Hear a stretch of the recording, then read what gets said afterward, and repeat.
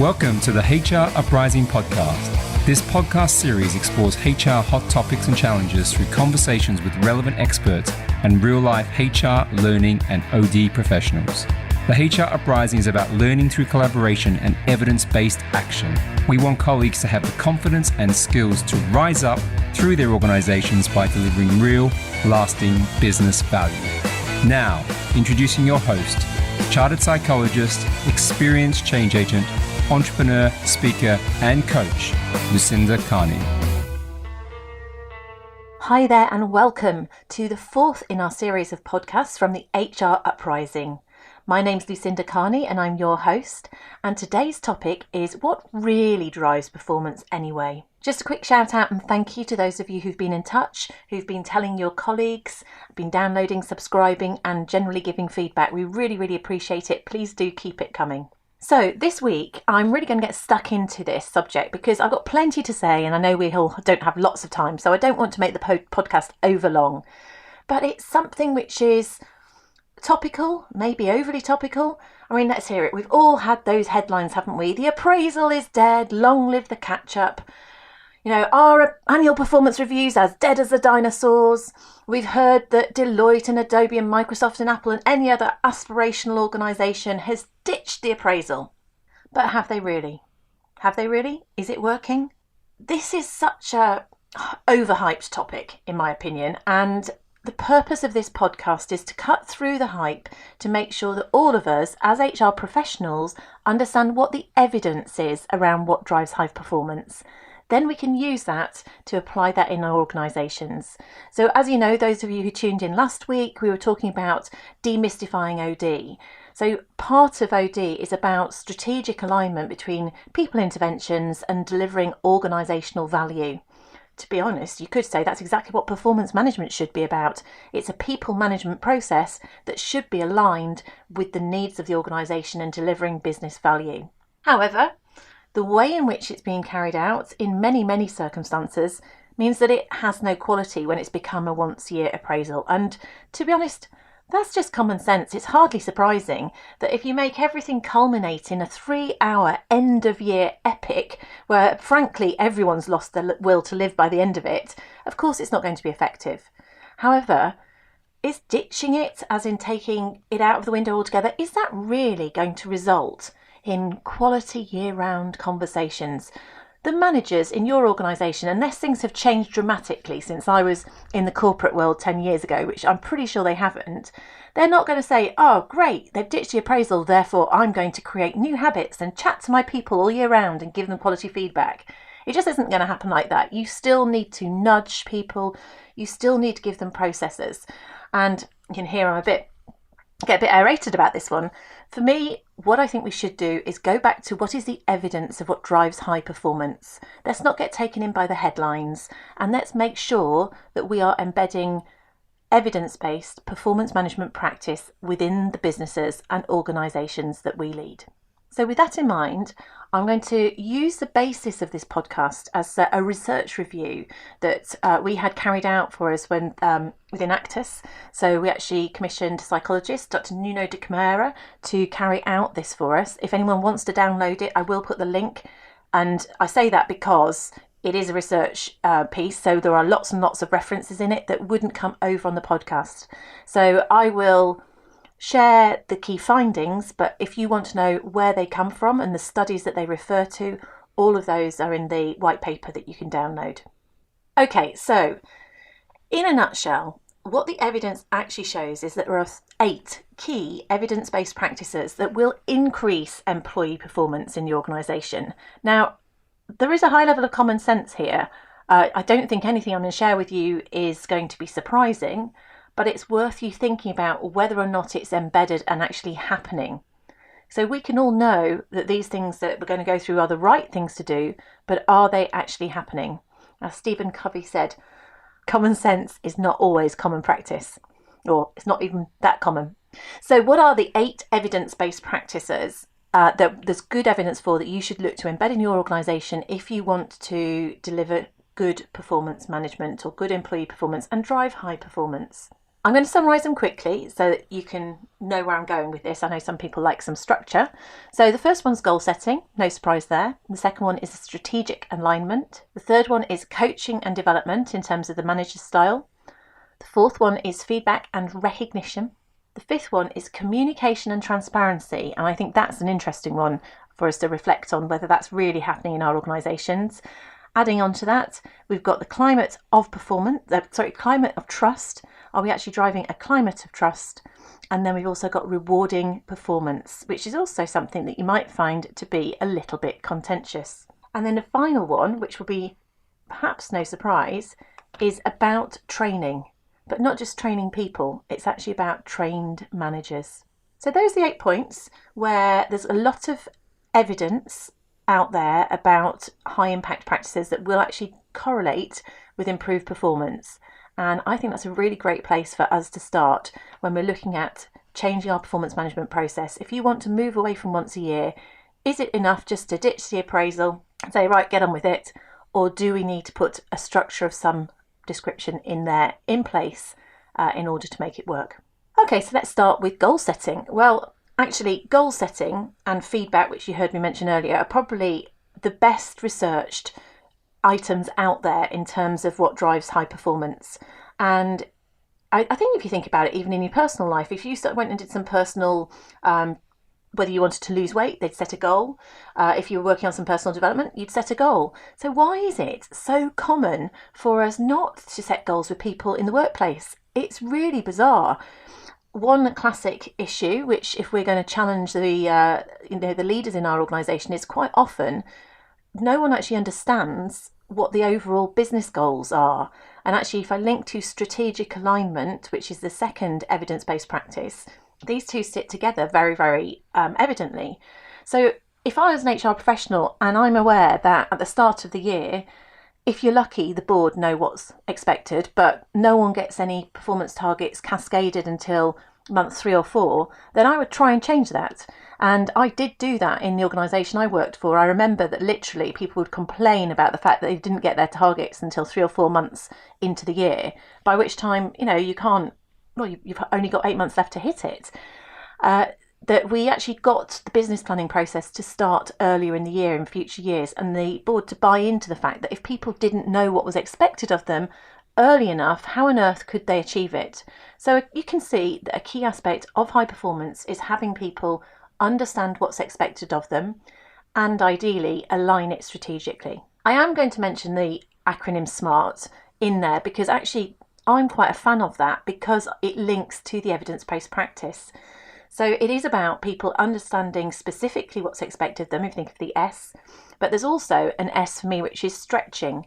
So goal setting theory shows that a goal that is seen as stretching but achievable is actually more motivational to somebody than a goal that's easy. So setting goals is key. Making sure that they are relevant is the R that I use. Often if you went down SMART, I would say specific stretching, measurable. I then say achievable and agreed. So where someone's made a commitment to it. So the manager and the individual have discussed that goal. They've agreed that it's stretching but achievable. So there's agreement. It's not just been imposed on someone. R, quite often I hear people say realistic. Well, that's fine, but that's also achievable. So relevant is the R for me that's key here. And that's about strategic relevance. So we're covering out through that. And obviously T for timed is the final one. In terms of the first 2 evidence-based practices, we're talking about goal setting and strategic alignment, making sure that I can see how my goals are strategically aligned. It gives me the why of why I'm doing this. So are they strategically aligned with the business goals? Are they strategically aligned with my career aspirations?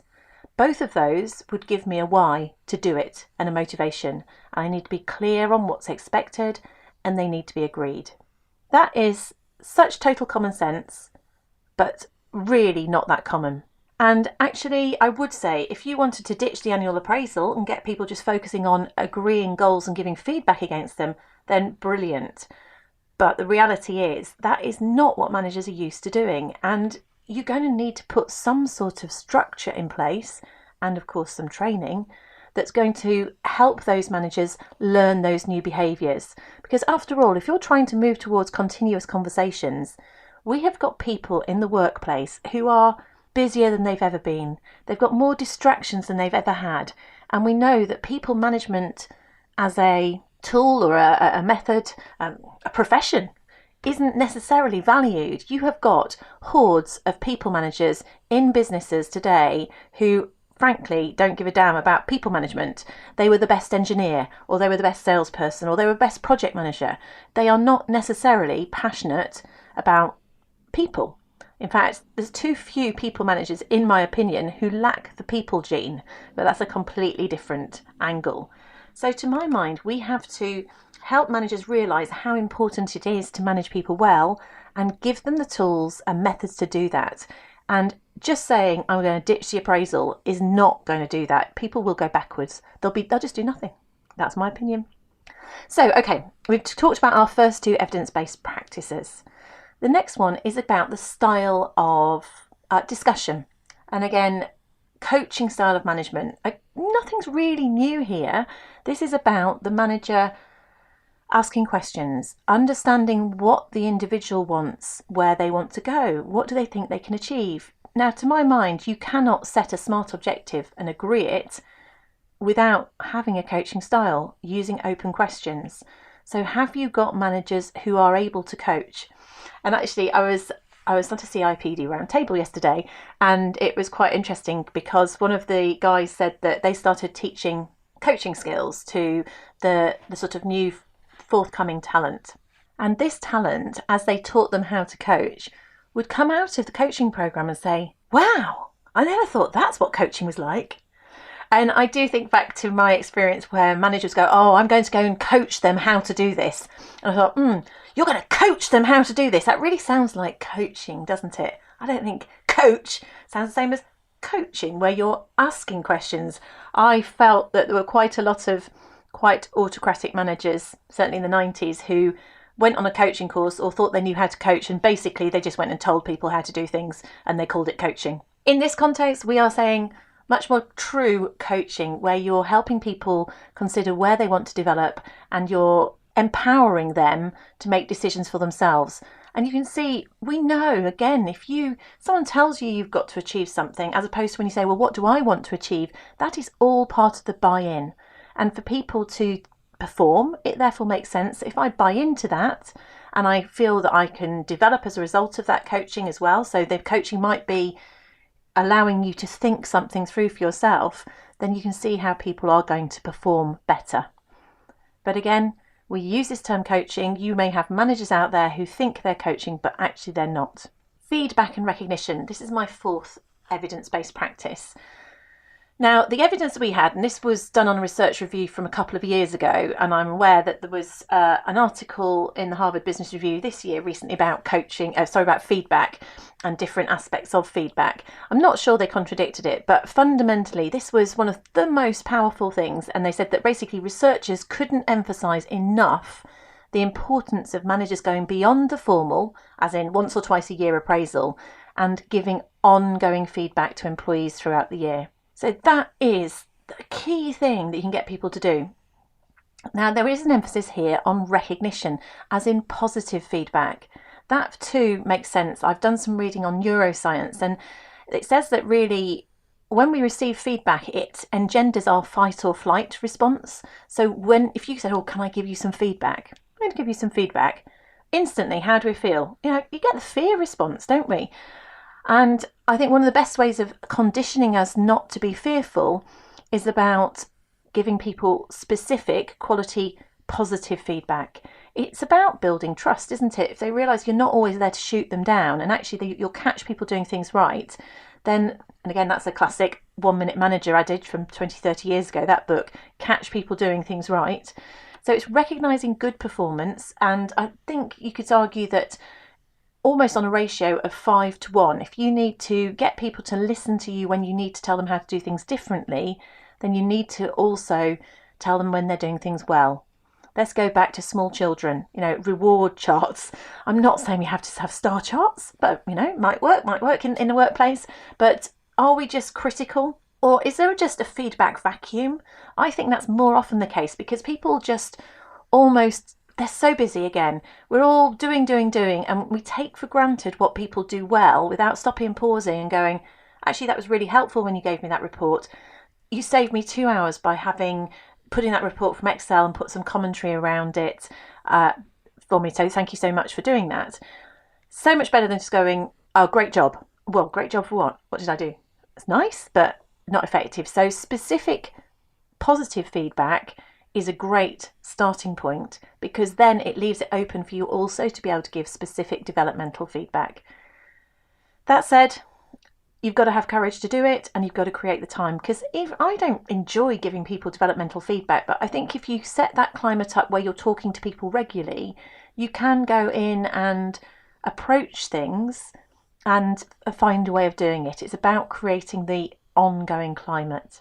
So we talked about goal setting, strategic alignment, coaching and development, and feeding and recognition. So we're now halfway through the key evidence-based practices around what drives high performance.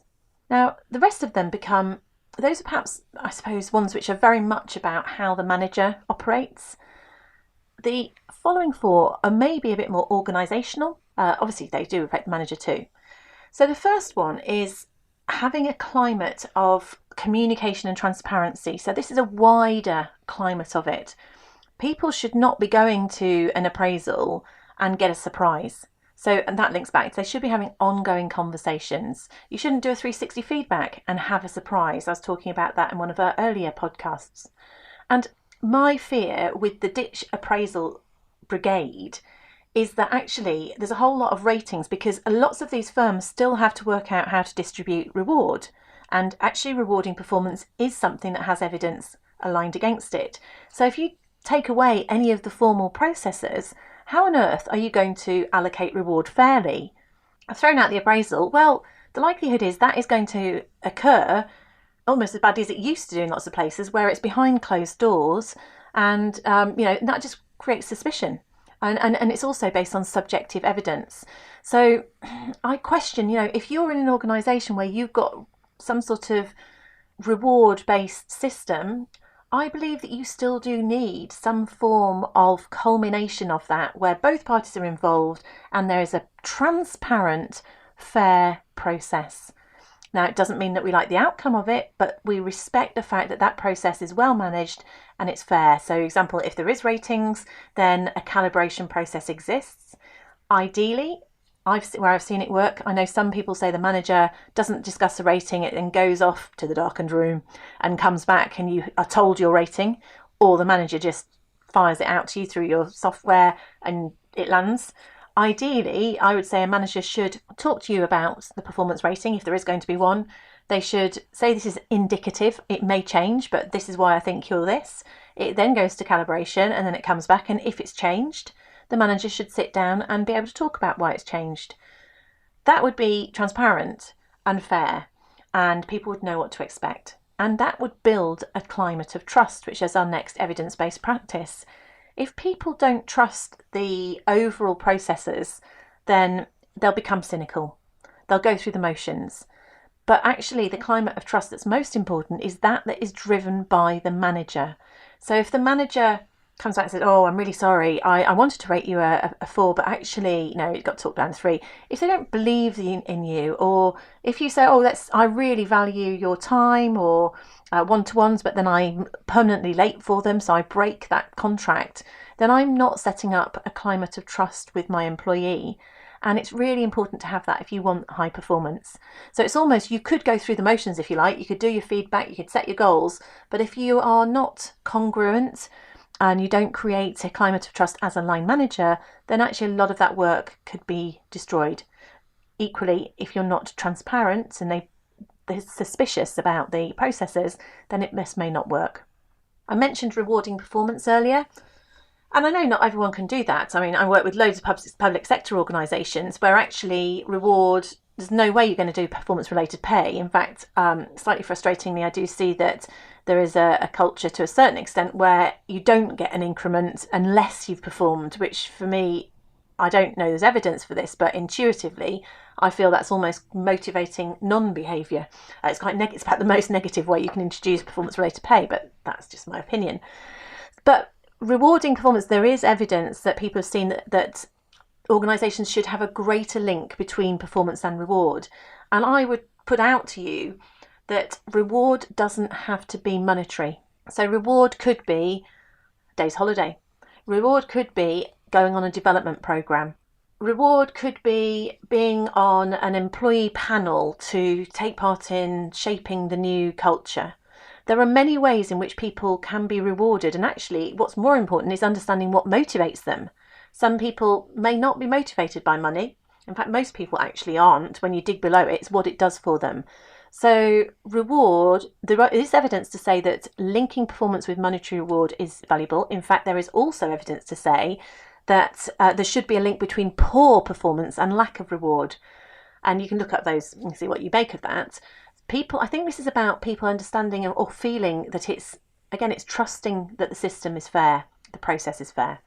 And then this leads me on to my final point, or the final point of evidence. It's about training, but it's not training people. I think there is something about people being developed. It's about having trained managers. Now, I know we've got listeners to this podcast all over the world, but in the UK, the skills of our managers are low, and the amount of time, there's evidence to see that we are investing less in training. And again, I've been in conversations with L&D professionals recently where they are struggling to get managers to attend training.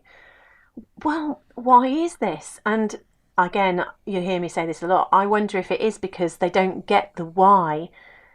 Is your business placing importance on people management? Is the activity of a people manager something which is recognised and acknowledged as being important? One of the businesses I worked with that did this really well basically stated that if you were a people manager, let's say with more than 3 or 4 people reporting into you, they set the expectation that you should be spending a minimum of 20% of your time on people management activities. They also went further, and they did obviously train the managers in these. They helped them understand why it was important. It was about delivering engagement and retaining staff and developing staff and lots of good stuff. So managers bought into that, but they made this harder for them to avoid if they didn't have the people gene, basically, because they came up with a manager charter. And having that manager charter, there were 10 behaviours that were expected. And interestingly, this is 15, nearly 20 years ago. What they said was these managers needed to do one-to-ones monthly. Oh, what's that? Talk to your people 12 times a year. Wow! Isn't that continuous conversations? But they knew that just saying, oh, have regular feedback wouldn't get you anywhere. So they actually put in key structured ways of talking to people, and they set guidelines, and they made that a performance objective for every single people manager in the organisation.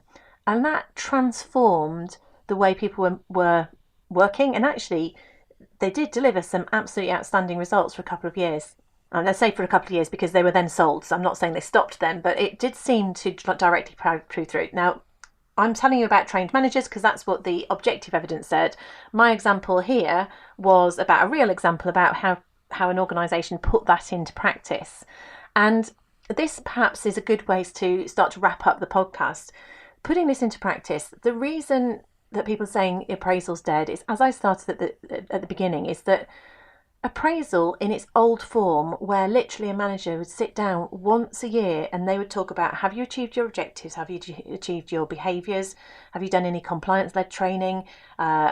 You name it, you've maybe gone through every single objective in detail. And then you go, and career aspirations. What do you want to do with your life? Now, you might have had a really tough conversation wrangling over whether or not you were able to demonstrate strategic thinking, or whether or not you were a 4 or a 3 on one of your performance objectives. And then you're supposed to segue naturally into a lovely coaching conversation about where you want to go with your life. It doesn't make sense to me, because what you're doing is you are imposing different types of conversation into one meeting. And to be honest, it would be a very long meeting if you were to cover everything well, and I don't think you can cover all those things well in that one conversation. So going back to the business example that I was talking about, what they did was they did say you had to have 12 one-to-ones, but they had also quarterly themes. So you obviously focused on performance at, let's say if you visualise it as a clock, because there's 12 numbers on it, at 12 o'clock and 6 o'clock, it was about performance. So are you performing against your objectives, setting objectives? It might be rating performance, and it might also be talking about competencies. Are you performing against the behaviours? And then if you're visualising the clock at 3 o'clock, they would look at development. Now, I really like this idea of looking at development earlier in the year. And the reason I like this so much is because it makes sense that if I've just set an objective and I don't know if I'm going to achieve it or not, isn't that the time for me to get some development? So they set the development then. You'd have a further check-in at the half-year point, and then we'd start talking about career aspirations or talent management at the 9 o'clock. So towards the end of the year, because you'd know if that person was on track to perform. And if they're on track to perform, then they might be on track to go up the ladder in a career way. So that just seemed like a really logical way of dividing the year into 4 chunks, which would mean that you don't have to have a super long appraisal, and you can put a different hat on as a manager at those different times of year. And then to my mind, in between those, we should be having one-to-ones where we're having those regular conversations. So hopefully that makes sense. I'm sure it does make sense a lot to you, but hopefully it's quite logical and something you can refer back to. I'll just summarise the 8 evidence-based practices before I close the podcast. And I say, if you want to read through the research review, you can download it, and we'll put the link on the show notes. So the key evidence-based practices that you should put into place if you want to drive high performance is goal setting, strategic alignment, having a coaching style for managers, embedding a culture of feedback and recognition, making it positive, communication transparency, making sure the culture there is transparent, which builds a climate of trust. Think about whether performance should be rewarded, if there is a way of doing that in a trustworthy, consistent way, and it doesn't have to be just money. And don't forget, trained managers, finding a way for your managers to be trained, but in order to do that, you may need to raise the bar in terms of how people management activities are viewed and valued in your organisation. So that's it.